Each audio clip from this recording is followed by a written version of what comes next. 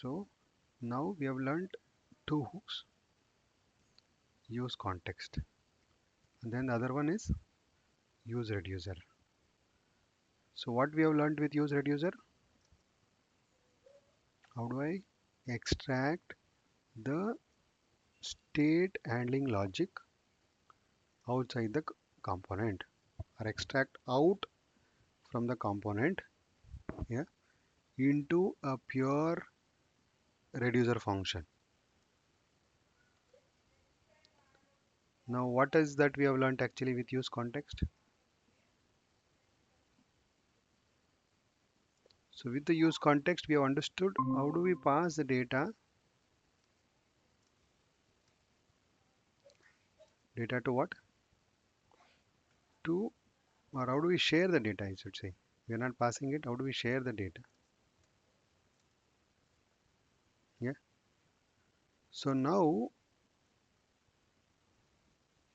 we can actually combine both of this, use context plus use reducer. This is actually, yeah, one of the common usage of, you know, making what is called as global state management.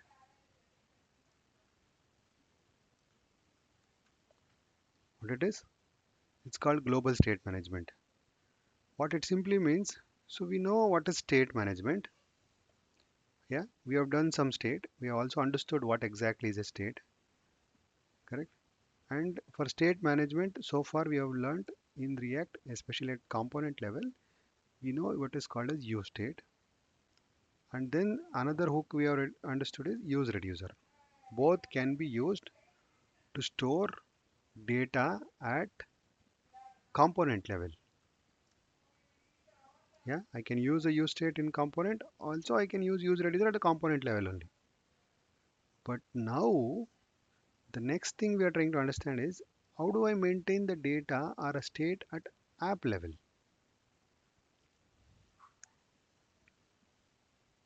right? I have to maintain some data at app application level, which is a global data. For example, yeah, uh, it could be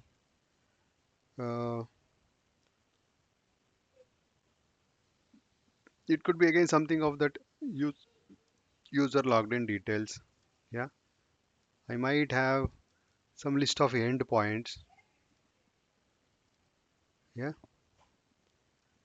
so yeah, generally we will maintain. Yeah, so based on I think use cases, we will maintain some data at a app level. Why? So we also know during like lifting the state up. So in the app component also we can have as data.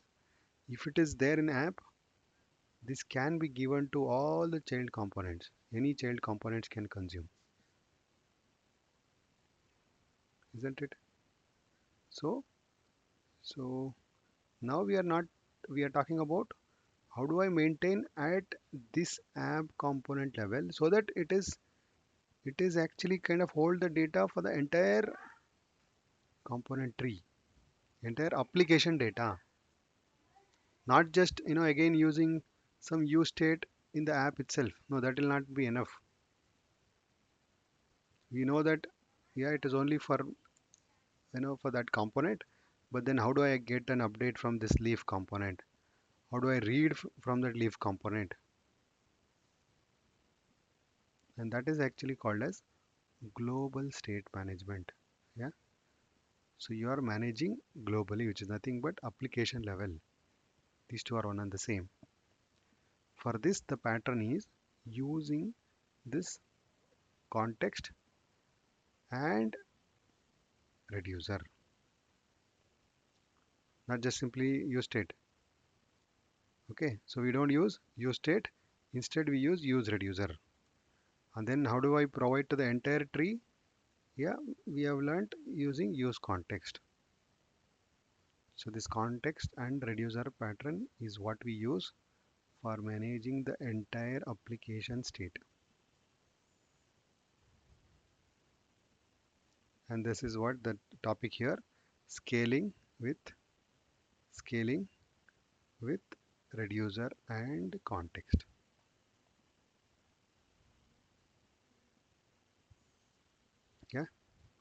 And if you combine these two, you will be able to manage even a state of complex screen. I think they have taken an example of very simple here. So I think it is something of to-do list is what they have taken here. Yeah. So let's say you have list of to-dos or list of task list. Yeah. It could be these ones. Now, let's see what they're actually doing. In this example, from the introduction to reducer, contains all the state update logic and is declared at the bottom of the file.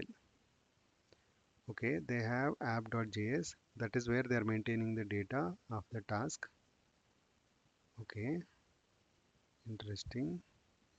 They put also reducer. They have added task list also.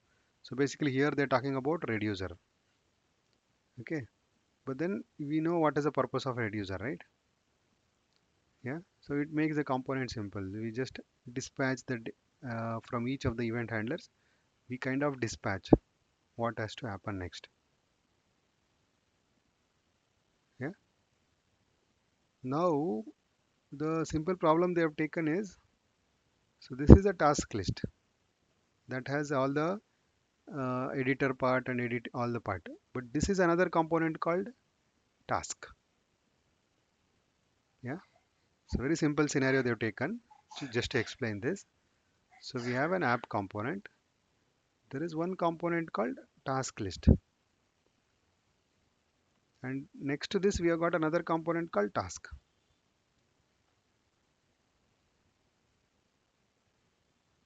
Getting what I'm saying? And this component they need the data actually. For example, when you edit, so you are going to edit in the task component, not in the task list. And whenever you update and save, again, task list needs the data. Getting what I'm saying? Now, so in this particular scenario, yeah, it makes sense. It is good, it is good to maintain data at app so that these two components can share.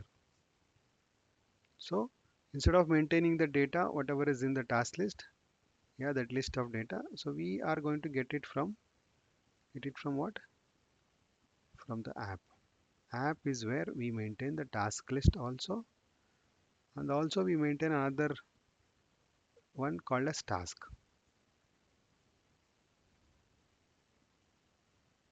Are you able to understand the scenario? Yeah. Scenario is I just have two parent component. By looking at it, we won't really understand okay what is going on. But this is what we are actually doing a scale. Now you look at the app component. Okay, they are creating one component. They are creating in fact two. Okay, two context. Yeah, two separate context. Okay, interesting. Yeah, so tasks context and task dispatch context. So initially they are initializing both to null. The actual values will be provided by the task app component, which is add task. Is it task app? No, task list. But where is the task app? Yeah, the app itself is nothing but task app. Okay, I think we will do the similar example now. So one second, let me just understand what exactly they are trying to do. So you got here tasks, and then you got a task dispatch context dot provider, which is providing you the dispatch. Okay, even for a dispatch, they are using, yeah. So dispatch, you know that we can. So yesterday we learned toggling, correct? If you remember toggling theme, how did we do it? So we passed both this particular one, correct? Handle theme, yeah, and this is where the theme was handled. Now in the same use case, what if you take, okay, for example, task list, and you know that if at all you am using reducer, then I'll get a function called dispatch, and then here I'll have a use reducer, So useReducer will have a reducer function. I'm just writing you a simple inline reducer. And then we'll have some initial state. Let's say it's an empty array. I'm just saying. Again, useReducer is coming from here. Now with this example, what is going to happen? Task list also I can pass it as a value here. Sorry, this one, this task list. Plus I can also pass the dispatch. Getting what I'm saying? I can also pass the dispatch. Now I think, yeah, if we go by this example, what they've given, yeah, I am wondering why they split into actually two context rather than having two context. Yeah, this I can actually check and tell you, but it is possible to pass in the same. So this context provides current list of tasks. This particular one provides a function that lets the components dispatch actions. Okay, but both are same. Yeah, we can even pass it as an object, as I have told you. But there might be some reason, like why they have put it into separate. Yeah, let me check what is the use of this pattern, but that I can tell you. Okay, so let's do this simple assignment. We already have a to-do list, correct? Did we not do any to-do list application? Answer is yes. Yeah. So this is where add task and task list. I told you now the task context is there, and now we are communicating between these two, between to add task and task list. How do I display list of items in the task list? You see, we are not passing any props. Now I want in the task list of items. From where do I get it? From use context. In the add task, I want to dispatch. I want to dispatch when there is an add. Yeah, when there is an add, I want to click on add. So that time I'm doing a dispatch, and that is happening within the add task. So this is one of the pattern. Yeah. Moving all wiring into single file. Yeah, that is all correct. Okay. Yeah. So this is kind of a pattern. So you will more understand by doing an example itself. Yeah. This is similar to what is called as moving the state up kind of logic. But now, so if I have to tell you what exactly we did in moving the state up, can one of you tell me what exactly we did in moving the state up?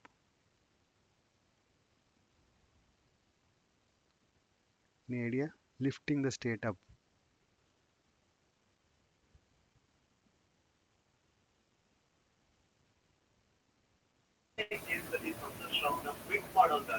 Yeah. Yeah, try what you remember.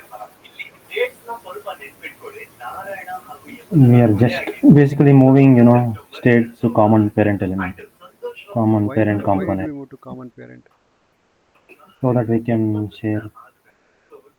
If you wanted to like component A or component B, Right. if you have like parent element, we can easily pass data to both component A and B with parent element. Correct.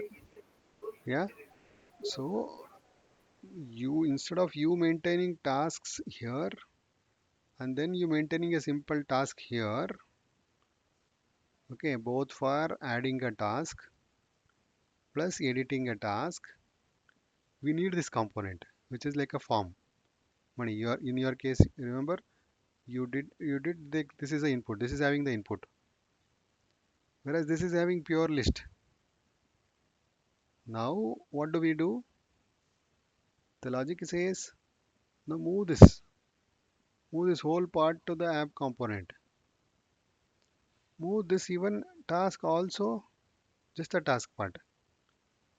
Okay, just the task part into the app. And in generalist lifting means you just move to the nearest so that, okay, it's a two-way communication. Now if there is an update, it is going to get, even this is also going to get. Yeah, again it can also update back to the app. Yeah, again, this task list also can write to the app. But where is the state? State is being maintained in the common parent. Now this is the exact same logic only, but only thing is we are now having a simple state, that is where we are using useReducer. Plus these two are child components and we don't want to pass the data as a props. As suppose we have now learnt use context. So that is the reason. So we kind of pass the data via context.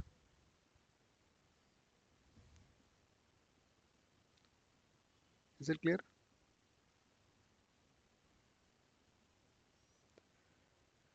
Okay, so this is purely a pattern on how to implement it, but we use this for a even bigger logic actually. Yeah, as I told you, this pattern is actually used for you know a kind of an app level maintenance. Yeah, for example, now I am only talking about this simple tree where task list is there. What if I mean, usually we'll have end up having too many components in an application. Typical application, we'll end up having too many components. So in that particular case, it is not just task and to-do list or a task component, but we want even bigger picture. How do we get that?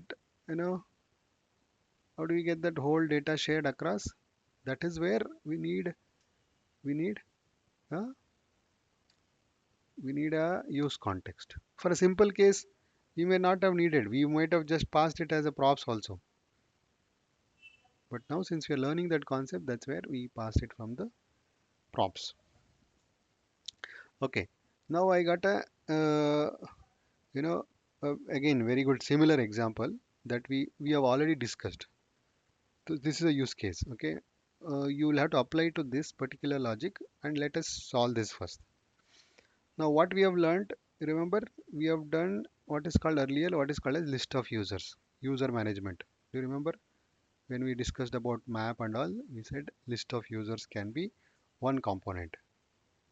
And then we created another component where we just manage one single user. And we created a form for this to add a new user. And I later said, we can use the same thing for edit also. Do you remember? We created a simple sign up or maybe simple name, email, and then uh, you know name, email, password, or just name, email, and other details. So now let us apply this logic of maintaining list of users, yeah, into a use reducer. And also this one also add and edit also should now do a user basically again use a use reducer. On top of this, in the reducer we will have a lot of function, lot of key, types, actually action types. Yeah, so yeah, we will do all that. Let's go one by one. I think we will do this example now. Yeah, together, then we will understand the whole example.